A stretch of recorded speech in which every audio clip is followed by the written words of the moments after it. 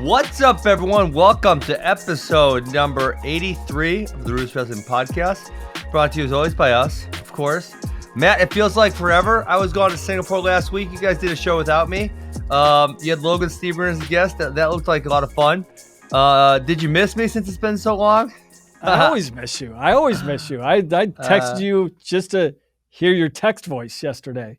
But how'd things go over in Singapore? Doing some promotion for the next fight, right? Yeah, it wasn't very long. I flew there 20 some hours. I was there for 20 some hours and I flew back 20 some hours. So I did get to sit in business class for the first time in my life. That made it easier. Well, it wasn't easy, but that made it easier. And so are you a convert to the business upgrade now? The business. I mean, if I'm by myself, or I'm sorry. If someone else is paying for it and I'm not paying for it myself, I would be. True. So you and Jesse you got to pay for yourself. That's pretty expensive. Yeah. So you and Jesse actually passed each other across the ocean. Jesse just really left for China a couple days ago. So yeah, we're just going into final productions on the shoe. Well, I'm pumped. I'm excited to get a pair of the red and blacks. I have the new Snyders, but they're in the blue. I think it's blue and black, and obviously AWA colors are red and black. So I'm pretty pumped to get that. Yeah, we think that was a late addition to the colorway. We actually switched the colorway out and the red and black was. Yeah, we were actually going with it. Really? I think the other option was an orange and gray, but we made a last minute switch. So there's not a lot of good. I hate orange. Yeah, I hate it. I think Get we rid definitely of orange. No orange. Yeah, so we definitely made the right call. I guess the other question that we've been receiving a lot this week is about the sizing on the shoe. Because last year they kind of fit small. There's a bunch of different shoe size model charts that you can use. Yes. There's a European size, there's a international size chart, there's an American size chart, and so we had to make some tweaks. So this year we made some corrections, and your traditional shoe size that you would normally wear in a regular shoe or a running shoe or a wrestling shoe is probably it's more in line with that than a year ago. So that's one improvement we've made as we've been dialing things in this year with the production of the shoe. But we will definitely get you a shoe out as soon as the red and gray comes in. Sweet, I love it. So were you excited to see Yanni win? I'm sorry. Were you excited to see Zane win? You're a Penn State homer, so I figured, you'd be pretty excited to see Nittany Lion Wrestling Club get one on the board. Yeah, I love Zane. I think he's great, but I'm a huge fan of Yanni as well. I think, I'm glad that the situation's finally resolved. Didn't have a big rooting interest one way or the other because I'm fans for both of the guys. So yeah, I'm happy for Zane. Mm-hmm. I would have been equally happy for Yanni though as well. So I think. What did you think about? Okay, so two things I got to get your take on. Not the first challenge where Penn State challenges and then they lost. What did you think about that challenge?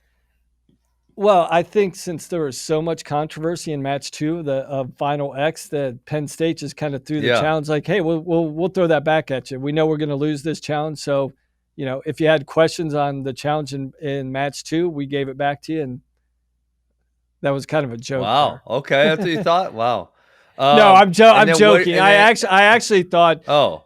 I thought, my real take was I thought it was a bad challenge. I think in the heat of the moment, you could see where Penn State would have challenged. But once you went to that immediate review, you're like, nah, I could see why you're inclined to throw the brick there. But as soon as they put the replay up there, I was like, there's no real exposure there. I was surprised. I think you were going to jump into this. The crotch lock scenario. Yeah, why didn't Cornell challenge? Why didn't they challenge? Know. Because as obvious as the first one was that it wasn't a legitimate challenge, it probably wasn't a fruitful challenge. I thought, I was really surprised. I thought that one was even more of a no-brainer. Like I thought that would have been an automatic challenge. I mean, because the other thing there, Matt, was if you lose, you're down 2-1 because of what happened, right? And if you lose, you're down 3-1, and so you still need that takedown. And that 2-1, a 1 point you're still losing because of the 2 versus 2 ones, right? And so if it's 2-2, you're still losing, so you need another point anyways. So yeah, I was kind of blown away that Cornell didn't throw the challenge block on that one. Yeah, because to your point, even if they lose the challenge, the scenario is still the same. Yanni still had to score a takedown to win the match. Yeah. I thought it was a great match, though. I mean, I actually I don't know if you saw my video. I made a video on Twitter describing the scenario, the crotch lock / leg hook situation. And I would have scored it 2-2, although I don't find it like appalling that it went 2-0. I see where a lot of people think that, but I thought Yanni did enough to make it 2-2. Yeah, I kind of thought the same thing. I think that's one of the, even though there's some subjectivity in that call, that's probably one of the tougher calls to make in the heat of the moment when when the action is going so fast. But yeah, I mean, overall, absolutely. I thought it was a phenomenal match. Yeah, I agree. I think Yanni's got to figure out how to close down a few of those scramble situations. Like there was a whole bunch of times where it felt like he got close to scoring and Zane was just able to hold on to a leg or something. And, Yanni's got to figure out how to close those things out and get the 2 points for sure. In freestyle, I actually find it to be quite a bit easier to score because you can threaten with the tilt also, as well as the takedown. And it's not just you have to get the takedown like in folk style. Freestyle, you can threaten the tilt or the takedown. Right. And that's one of the things that me and Logan talked about last week. But that was of the adjustments that Zane made from Final X, even Dogu to the final wrestle off here. The one adjustment I thought that was critical is the maturity he showed to wrestle for a stalemate in certain positions, where I think that kind of had come back to bite him in previous matches against Yanni.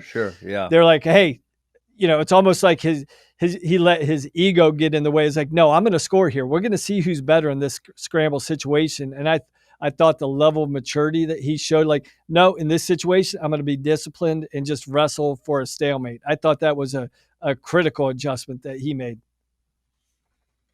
Which doesn't seem like that obvious that you would wrestle for a stalemate. No, but in these situations, I think huge. It's critical. Especially in freestyle when you can get yourself in so much trouble so quickly. Think of, a guy like Zane has been taught his whole life and has not gotten away with, been benefited by the fact that he could just keep going forward. And you think of like, the one I always go back to that is the obvious for me. That's a huge historical match is Terry Brands versus Kendall Cross. If Terry Brands stops going forward in the end of that other match, he wins. Yeah. I genuinely don't feel like Kendall Cross could have scored offensively on Terry, but because Terry kept taking risks, he lost the match. If he would have shut down, he wouldn't have lost. And that was going back to Kendall's game plan. It was contingent upon counting on the fact that Terry would keep coming forward and keep being almost over aggressive like that. He was counting on that. Yes. To open up his areas of his scoring opportunities. I thought the other thing with Yanni, that was the one thing, to your point, where Zane was real disciplined. He wasn't over aggressive. He was aggressive, but not overly aggressive. And I think that kind of threw Yanni off. It seemed like for the first time, that was the first time that I've seen Yanni look a little desperate. Like he didn't really have a clue what was going on. He wasn't able to make in-match adjustments. And it seemed like that last 3 minutes, he was really just forcing attacks and just shooting to shoot. Yeah. Because he wasn't able to get elbow control either. Outside of the first 10 seconds of the match, he got elbow control and went for an attack. But outside of that, he wasn't able to get in his most comfortable offensive position from elbow ties. Yeah, I agree. Great assessment of that. Hey, the other thing I noticed this morning, I know we're going to get into a World Championship preview, and there's no way we're going to cover it all because we just don't have time. I talked to Seth Gross last night. That podcast is going to come out this week. I don't know. Maybe we'll put that out after this episode, Matt. I think we'll actually put it on after, yeah. Okay. One of the things that I noticed, I was talking to him about possible Hodge contention. Suriano, Fix, and Micic, who are, in my opinion, are essentially 1, 2, 3 in that bracket, are all Olympic redshirting. How insane is that? It's crazy. I mean, I was Crazy. somewhat surprised, but I think we touched on this on the last podcast. It'll be interesting how many of these guys initially go into Olympic redshirt, like Suriano. He's not enrolled at Rutgers right now, but for me, Yes. it kind of makes sense for him to just focus on freestyle, get ready for the U.S. Open in December, hopefully qualify for the final trials. And it wouldn't surprise me if right after the U.S. Open, if he does qualify for the final Olympic trials, that Suriano pulls himself out of redshirt. But it'll be interesting to see if any of these other guys do that. But it wouldn't surprise me. Like I don't disagree. I think Fix could be the other one. I don't know. Have you heard anything with Fix about Fix is all in on the Olympics, I believe. I mean, he says in enrolled class, but I felt like he's all in.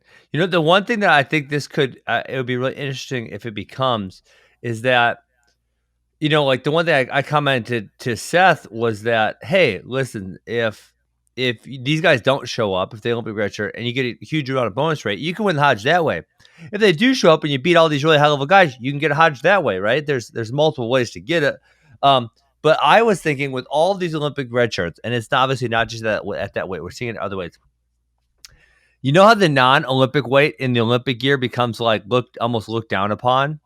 And I almost wonder if in a couple years, it's gonna be like, yeah, he won an NCAA championship, but that was in the Olympic redshirt year, so everyone was missing. right. Like, do you think that's gonna happen? Could it?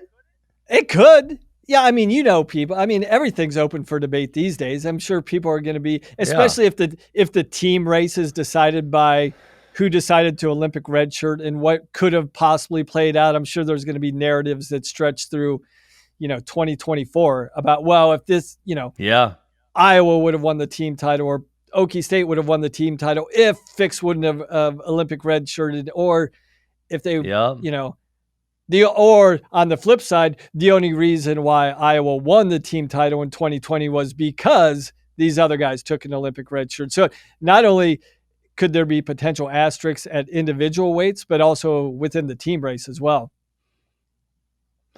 Yeah, I mean that's totally crazy. And I mean, obviously, when we talk about Spencer Lee, another possible Olympic redshirt, but it's Iowa's year to make a run for the team title. So he's got to. I mean, I feel like he has to wrestle for Iowa to win that team title. But if he wants to make an Olympic team, it's probably in his best interest to Olympic redshirt. So then that becomes a very delicate balance of what they're going to do. Which, I mean, we talked about it before, and I just referenced it with Suriano.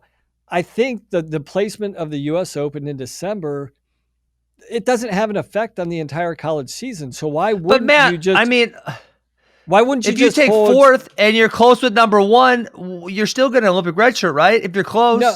Yeah. I guess I didn't finish my thought. But if you suck, don't you know you suck? If you suck, don't you know you suck? Okay. Yeah, all I'm saying was Spencer, I'm like, hey, go into Olympic redshirt right now, qualify for the final trials in December, and then pull your Olympic redshirt and compete the rest of the season. There's not going to be a huge effect. So you're saying you should do that, but Matt, there's 2 weeks between the NCAAs and the finals. 2 weeks. Well, I mean, then it's contingent. Now there is a little bit more pressure on Spencer. If he wants to go to the Olympic trials, he's got to win the NCAA tournament to qualify for the Olympic trials, correct? But if you want to have a legitimate shot at making the Olympic team, I feel like, Kyle Snyder was an exception. The trials were 3 weeks after he won the NCAA title. But Kyle never did a lot of parterre wrestling, whereas Spencer's so strong at parterre. Even Dayton rides a lot. And then, at that weight class, if you can score some points on top in freestyle, then, that's going to be a huge advantage. So I just feel like if those guys they're not genuinely trying to be as good as they can be at freestyle, they're just not going to make the team. They're not that much better than other people. But not only, but Fix and Lee are both dominant in freestyle parterre. They're dominant. I mean, Yes, Fix they're his both gut. good there. It's not like Fix has got to spend this entire year working on his gut wrench. He already has a world class. But he'll be better if he does. But he'll be better if he does. No, I'm not doubting that. But you think it's irrelevant? Are you thinking? I think it's a little bit irrelevant. Like you said with Kyle, it's two different scenarios. Kyle was in 2016 primarily all on his feet. He was already a world champ also. True. But with Fix and Lee, they're also dominant in parterre, where I think if they jumped in for 2 weeks, they could brush up their parterre skills in freestyle. It's not like 2 weeks, Matt. That is a quick turnaround. It didn't seem to have that big of an effect on Fix this year, right? Transitioning from folk style right into freestyle. Well, this year it was 5 weeks, I believe. Okay, so he's got a few more weeks. It was the end of April, so it was a lot longer. Yeah. Yeah.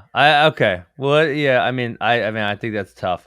I'm let's just get this saying, world's preview. Yeah. We got 30 minutes to hit 10 weights. That's 3 minutes weight. You want to start backwards again because sometimes we give the little guys too much time, and then we'll be 3 weight classes in, and we'll only have like 10 minutes left. So I say that link. Florida had some pretty good previews for the World Championships. Heavyweight, I think, and I guess we're going to look at it from an American perspective, correct? I figured that's how we were doing it. Yes. Okay.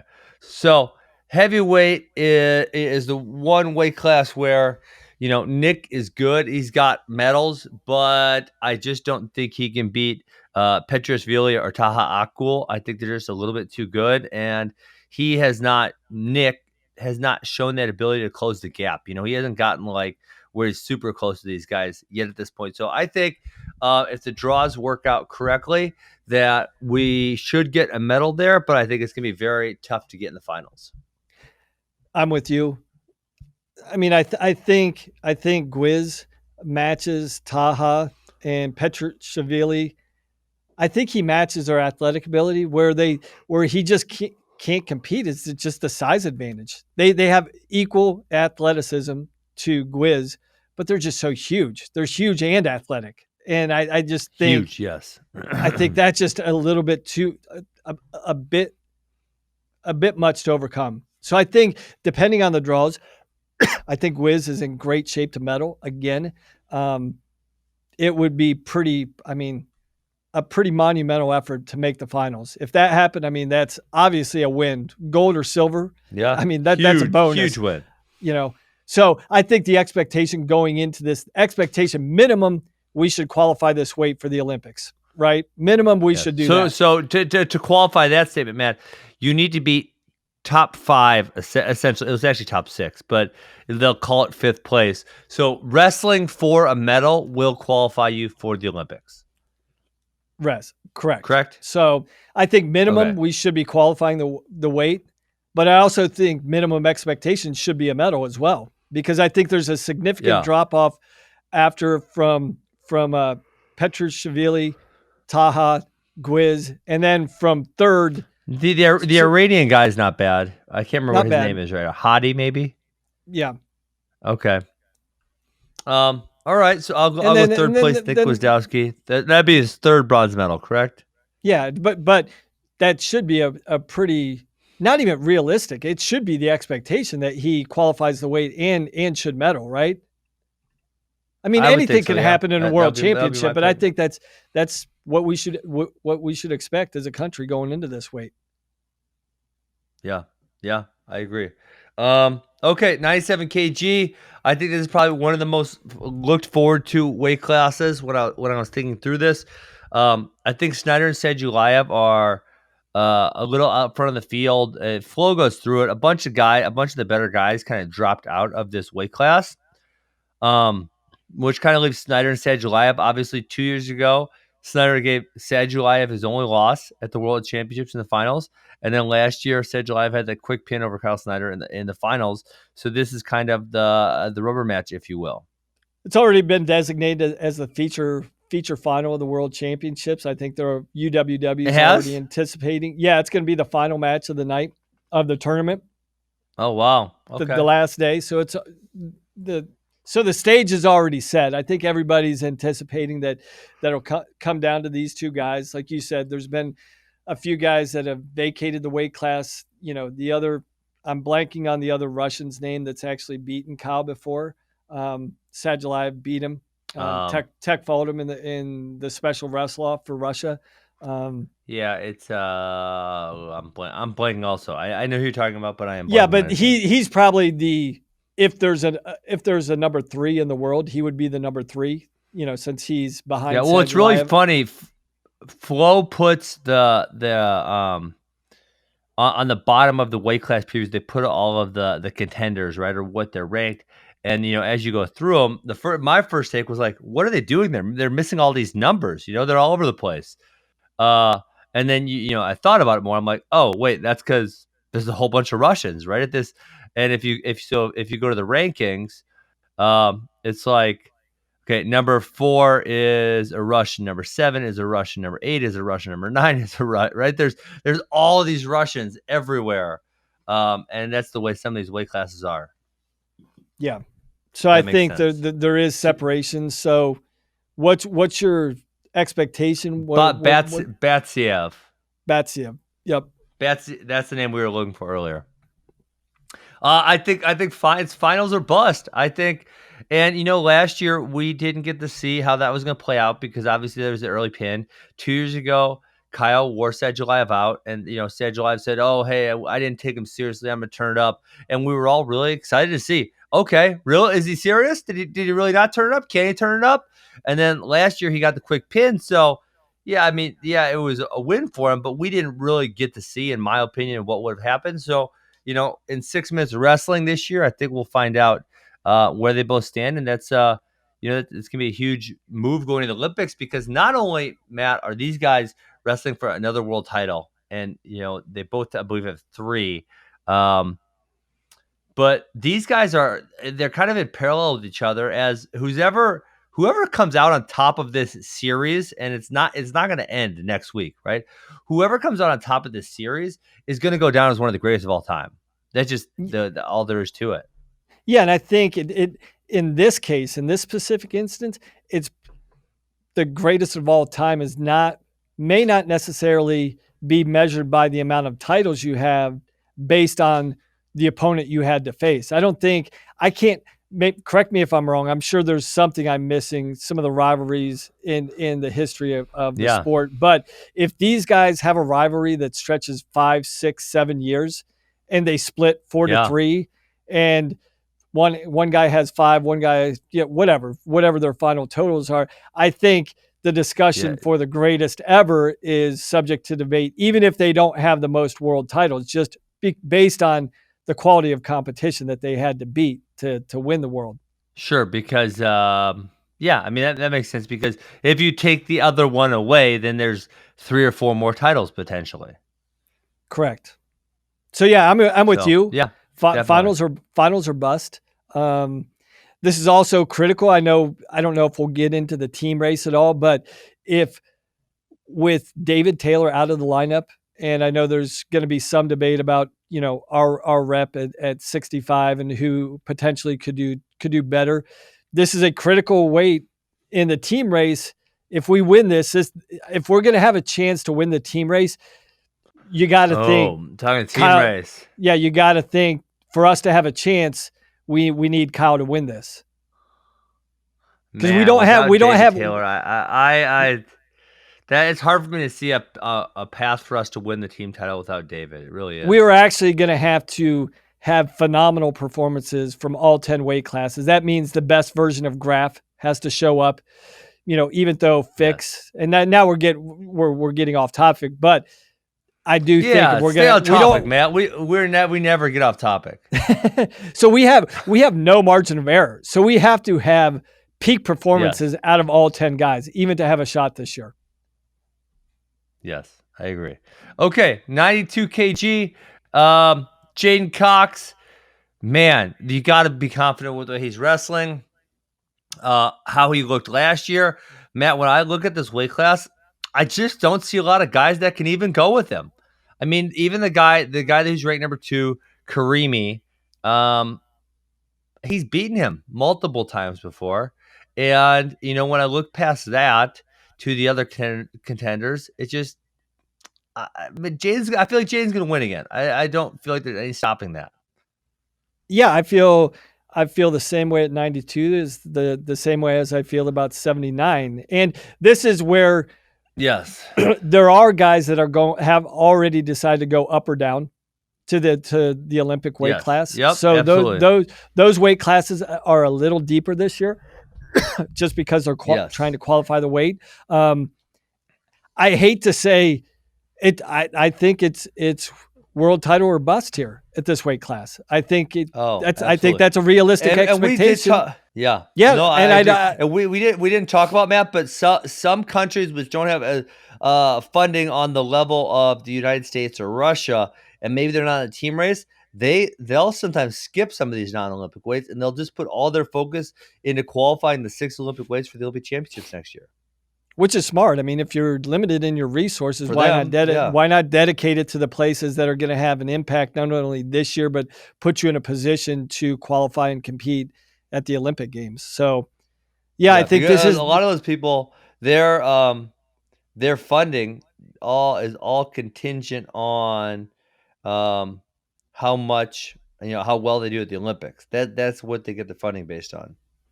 Yeah, so I mean, with Cox, I do think it's a realistic expectation. He should win. And not only is he the defending world champ, but I think he's clearly. Would you say he's established himself as top 5 overall in the world? He's got to be dang close if he's not. I am not. I follow international wrestling, but not close enough where I could say, this guy's top 5.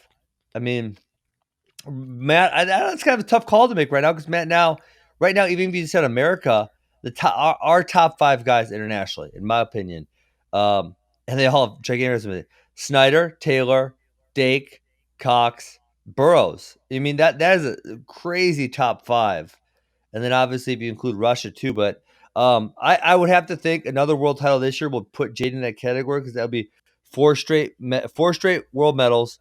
2 bronzes, then 2 golds. Yeah, so I'd have to think he'd be in that category. Yeah, and especially I think he can cement his position as a top 5 wrestler overall in the world if he has another dominant performance like he did in Daegu in July. If he just runs through the field and texts everybody and goes unscored upon, I think. Yes. I think if he does that, he turns it up like he did at Daegu. Mm-hmm. Yeah. Yeah, you're right. You're absolutely right about that. He turned it up another couple notches. Okay, 86 kilograms. I would say this is one of our not strong weights. Hey, Matt, interesting side note here. Did you realize that both Dominic Abner and Miles Amin, both of the University of Michigan, are qualified at this weight class? I did. That's crazy to think about. For the World Championships? That's insane. And 2 guys I feel like Downey's got the upper hand on both those guys. I mean, I wouldn't. Don't you think so? Him. Would you pick Downey? I'd pick Downey to beat both those guys. Yeah. That's the thing. I mean, what is your realistic expectation for Downey? I think what would success look like for you?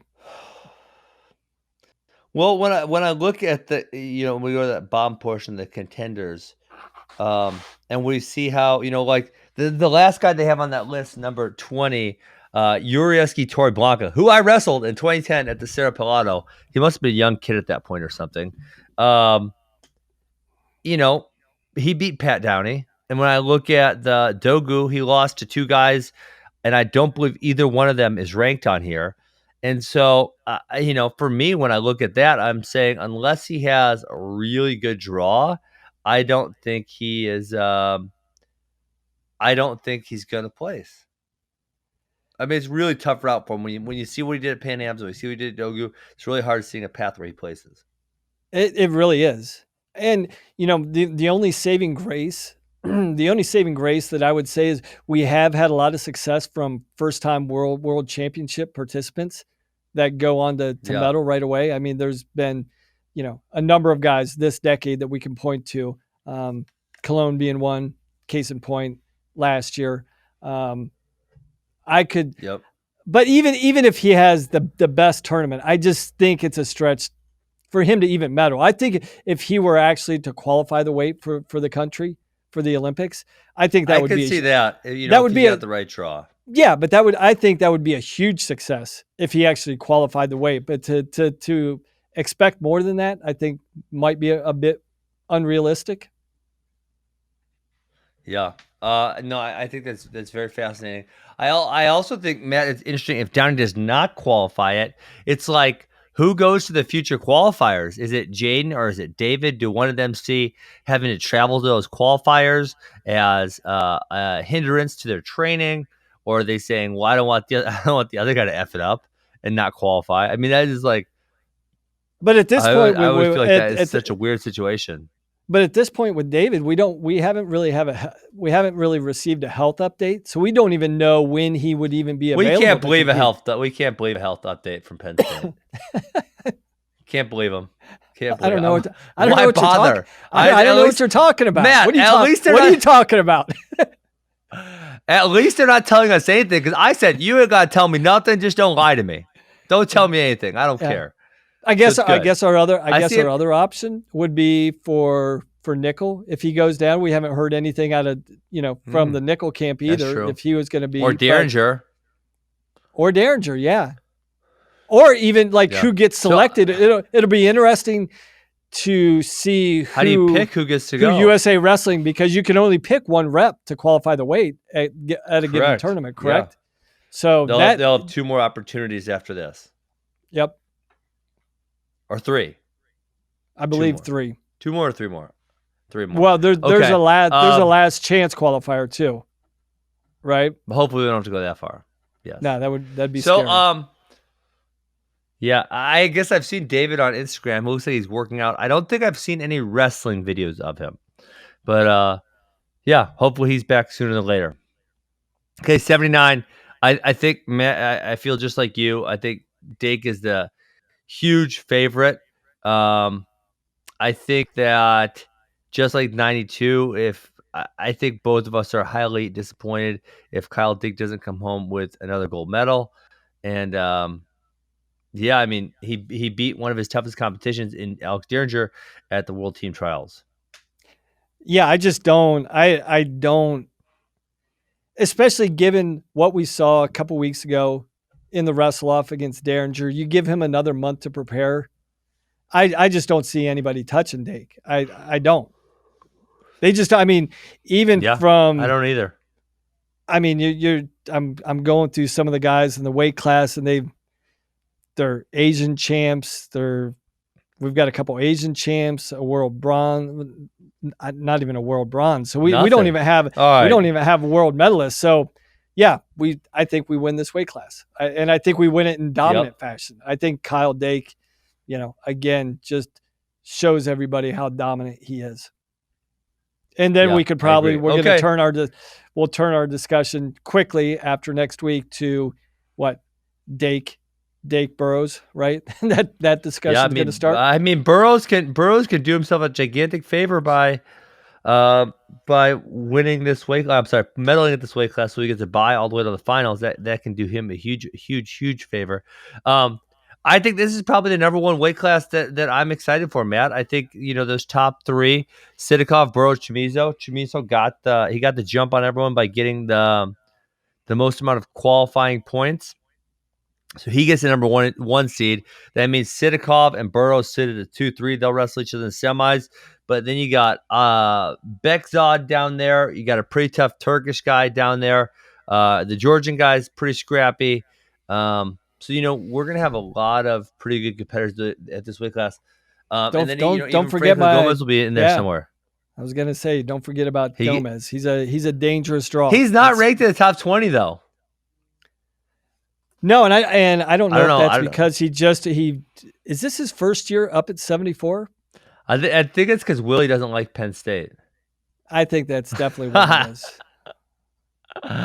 But yeah, I mean, this is funny. I think this weight class is so compelling. For me, the other weight class is 65. kilograms. But this is the one weight class where we have, with Burroughs, one of the guys in the mix that we think we could win it. I don't think we're really saying that. With Zane at 65, with just, I mean, the depth at 65 is absolutely insane. But here, I mean, same thing holds true at 74. It's like, I mean, you have got, I mean, you can't overstate how difficult this weight class is. And, you know, I mean, there's added elements of pressure, even though that I think Burroughs is not shy of talking about this. I mean, he's made a statement. He wants to be the greatest ever. And by greatest, he's defining that through the amount of world titles, which the bar has been set with John Smith at 6 for the longest time. He's said for years that's what his goal is. So he's got that added pressure again. It's interesting to think about what Jordan's trying to accomplish. And I was doing the same thing when I was watching the U.S. Open tennis finals with Serena Williams. She's been trying to win her 24th major for the last couple years. She's 0 for 4 in her last 4 attempts to tie the all-time major record. And I'm wondering if 24, wow. It's insane, isn't it? And so I was starting to think when I was watching Serena play, I was thinking about some of the pressure that Jordan has to balance as well. Like, obviously the goal is to win another world title, but also he's trying to, you know, he's got to accomplish 2 other things. One, he wants to medal. Number 2, just to have sit for the finals of the Olympic trials. But he's also, if he can win it, he's got 6, and he's tied John for the greatest ever, the most amount of gold. So he's got several other layers of pressure in addition to what the other guys are facing. But I mean, he's done this for 9 straight years. I don't think that's going to throw him off his game or affect his performance by any means. It's a couple of interesting thoughts to consider as well. Yeah, I totally agree. All right, Matt, we did it. We've been talking too long. We got to hustle through these last weight classes. 70 kg. James Green has, he's medaled twice, but he has struggled a little bit this year. The favorite is a guy named David Bayev. He has won a cadet world title, a junior world title. He was, I don't believe he was their guy last year. I can't recall who Russia's guy was. But Bayev is ranked number 1. And when you look at the seeding points, though, they're kind of all over the place. Adam Batirov, actually, who feels like he's been around forever, is actually the number 1 seed. And then you got Kazakhstan number 2. And then you have Ukraine, Iran. So Russia, Bayev, although he's number 1 ranked in the world, he's not even seeded, which is I find very interesting. And so then the other thing that I think about here is, man, I want to look at these guys. I say James Green can beat these guys, but he has struggled this year. So then, maybe I shouldn't get my hopes up. But he's already, in most cases, he's always performed really well at the World Championships and the Olympic Games, with the exception of last year. Correct.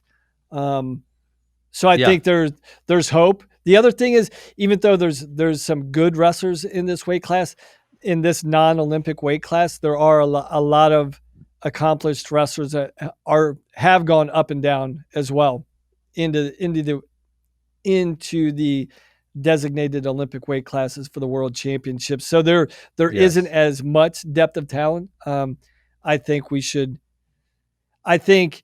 expecting or thinking a gold medal might be a reach, because he's never done that before. I think we know the talent that he has. I think the key is he's got great offense. It's almost when everybody always watches him, is he going to pull the trigger, number 1, and 2, is he going to be able to convert his leg attacks, because he's had a little bit more trouble converting his leg attacks. But, his saving grace is, if he gets on top, I don't think there's a better wrestler in the United States that transitions from his takedown into his parterre offense. I think he's got one of the best leg laces in the entire world. So one, it's just, he's got to have confidence. If I can get my offense going, I know I'm going to extend my lead once I get on top or have a really good opportunity. So we got to hope that's the case. Yep. Okay. 65 kg. like you said, your favorite weight class, a super, super deep weight class. Um, Let me see. I'm sorry. I'm trying to get to the seeds right now so I can tell you what the seeds are. The seeds are Yeah, Bajrang Bajrang. Punia, 1. Odaguru, number 2. The Turkish guy, I'm not even going to try to say his name, number 3. And Okasov from Kazakhstan, number 4. Odaguru, I was so impressed with him last year. Man, he just ran through the field, looked outstanding. I don't even know why he's the number 2 seed, Matt. I don't know where he lost, or maybe it was just Bajrang Punia competed more frequently than Odaguru. But I think Odaguru is the favorite, if I'm recalling that correctly. Yeah, I think it was the fact of Bajrang, the amount of competitions he wrestled in, but Odaguru actually had a battle just to make the team this year, correct? And Well, so I don't think Takahashi is a former world gold or silver, I think world gold, right? too. Isn't that the guy Takahashi? Yeah. Also So a world champion. Yes. So he had his I'm sorry, hands not full. Takahashi. Ray Higuchi, who trained in State College for a while. Yep. Yes, Higuchi. Yeah. So he had his hands full just making the team this year, but yeah, wow, what a weight! This is an unbelievable weight class. I don't even think you can hope for a good draw here, right? It's just the reality is it's going to be tough. You're probably going to have 3 or 4 really, really tough matches back to back to back. So I like Odaguru. I'm with you. Like I loved, like he just captured my attention last year. The amount of points he scored, absolutely, and just the different ways he can score. I mean, he was my favorite guy from last year's World Championships, probably. Yeah, I agree. He was so fun to watch. So what's your realistic expectation with Zane? I don't even, Matt. I don't know. Like you're saying, some of these other weight classes we've seen, Dake and Cox, what they can do, and we've seen Burroughs against top guys. I have a hard time predicting how Zane's going to do because I don't know these guys as well as I know, say, NCAA wrestling. The crazy stat that I go back to is that the United States has not medaled at this weight class since 2006. Like that is mind-blowing, especially what I call. It was our national team coach was our last medalist, Bill Zadek, at this weight class. Yeah. I mean, Matt, that is so crazy to me because I remember saying on this is when we were doing the T-Row Funky show, that 65 kgs in 2006 was one of the best Olympic trials brackets of all time, but yet there was no medalist in that bracket. So obviously it had to be off, right? It can't be the best bracket if there's no medalist. When at the same world team trials, you had Taylor, Dake, Cox, who now that bracket had 3 world champions in it. Where 65 kg, they have 0 medalists. Do you know what I'm saying? I said something like that, but I got to take it back. You almost have to, which it's confounding. It doesn't make sense. Like you look at the level of talent year in and year out that we produce in and around that weight class. Like, yeah, it's mind blowing that we can't get a freaking medalist in that weight class. It's so weird.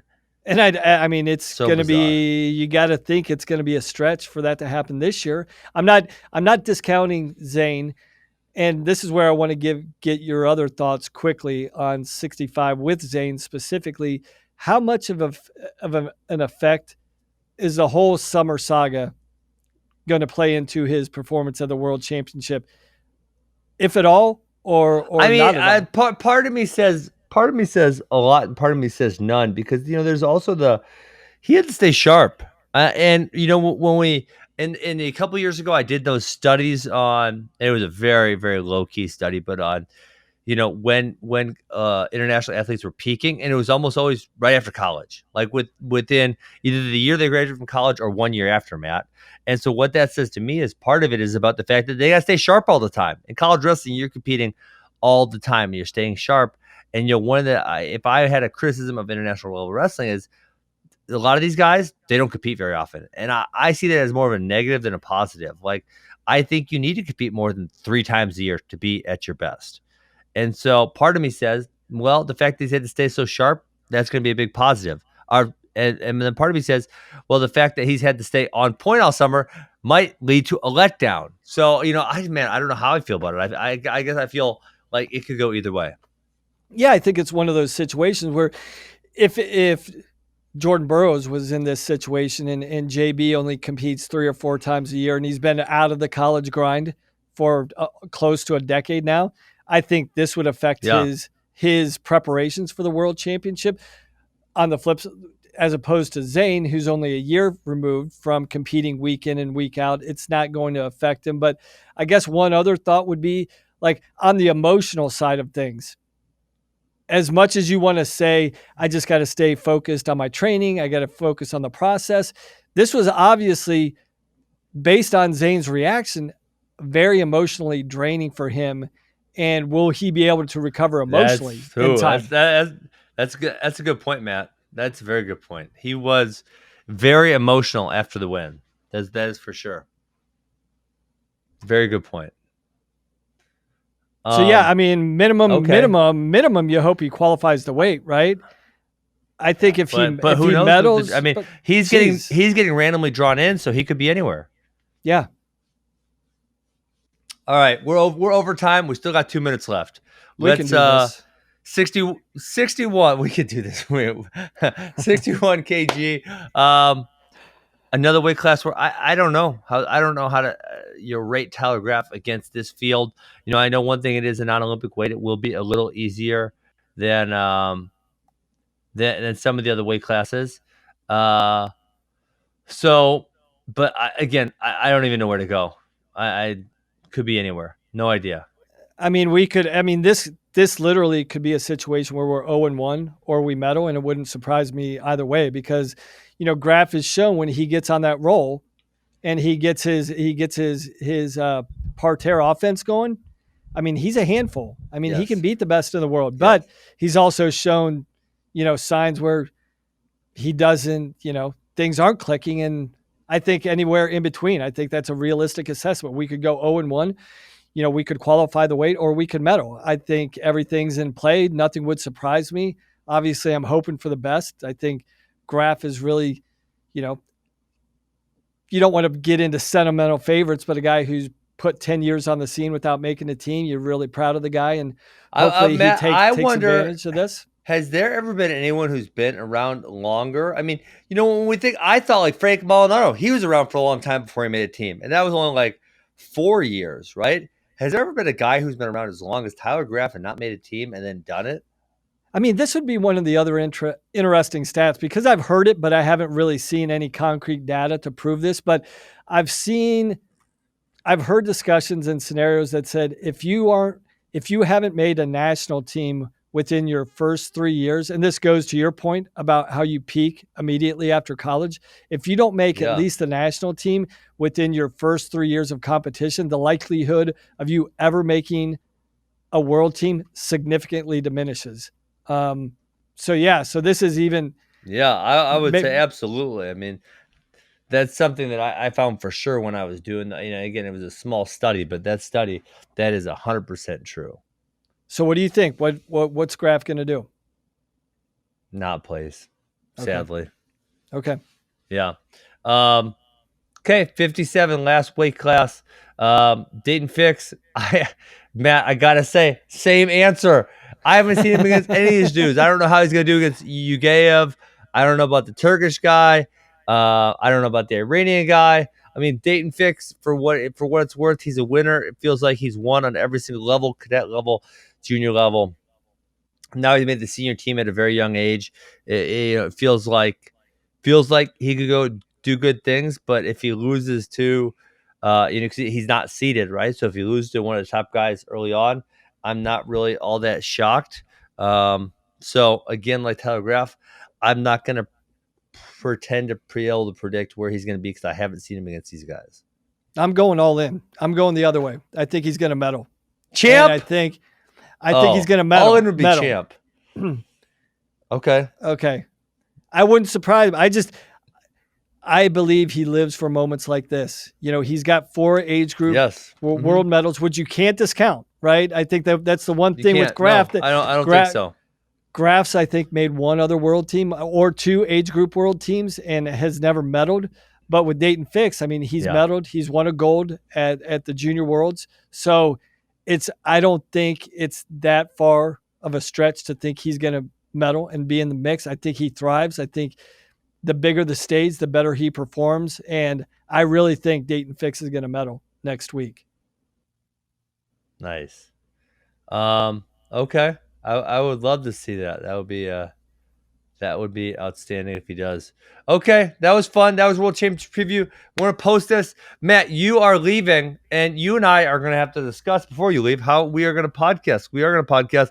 I was supposed to be going to the World Championships, and now I have this fight coming up, so I cannot go, unfortunately. Yeah. So, but me and you will be podcasting a whole bunch of the World Championships. It should be a whole lot of fun, and we'll see. You'll get to see it live and in person. Yep.